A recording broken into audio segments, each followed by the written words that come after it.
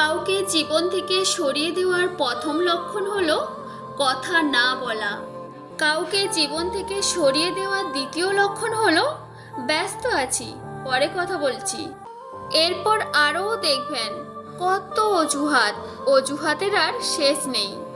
একটা বাস্তব কথা কি জানেন? মানুষকে খুশি রাখতে পারার মতো কঠিন কাজ এই পৃথিবীতে আর দ্বিতীয়টি নেই। সামান্য একটু স্বার্থে আঘাত লাগলেই মানুষ পূর্বের সব উপকারের কথা ভুলে যায়। খারাপ ব্যক্তির সঙ্গে শত্রুতা বা বন্ধুত্ব কোনোটাই করা উচিত নয়, কারণ কয়লা গরম হলে হাত পুড়িয়ে দেয় আর শীতল হলে হাতে কালি লাগিয়ে দেয়। জীবনে খুব বেশি মানুষের প্রয়োজন নেই। স্বার্থ ছাড়া যে ভালোবাসবে, প্রয়োজন ছাড়া যে খোঁজ নেবে, জীবনে এমন একটা মানুষ থাকলেই যথেষ্ট।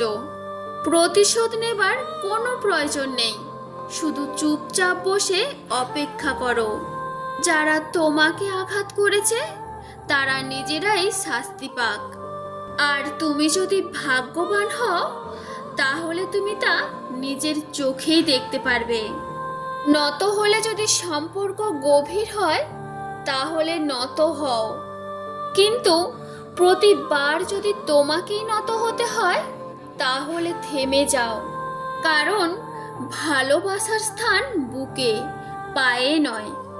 অতিরিক্ত খুশি থাকার কথা আর অতিরিক্ত কষ্টে থাকার কথা কখনো কাউকে বলবেন না, কারণ খুশিতে মানুষ নজর লাগায় আর কষ্টে মানুষ লবণ লাগায়। কাউকে দুঃখ দিয়ে বাঁচার চাইতে নিজের দুঃখ নিয়ে বাঁচাই অনেক ভালো, কারণ নিজের কষ্টের জন্য কারোর কাছে জবাবদিহি করতে হয় না, কিন্তু অন্যকে কষ্ট দিলে জীবন ভোর তার অভিশাপ মাথায় নিয়ে চলতে হয়। তারপর চুপ হতে শিখলাম, একা থাকা শিখলাম।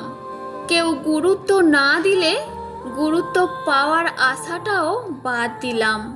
কেউ পাশে থাকবে কি না থাকবে সে আশাও বাদ দিলাম।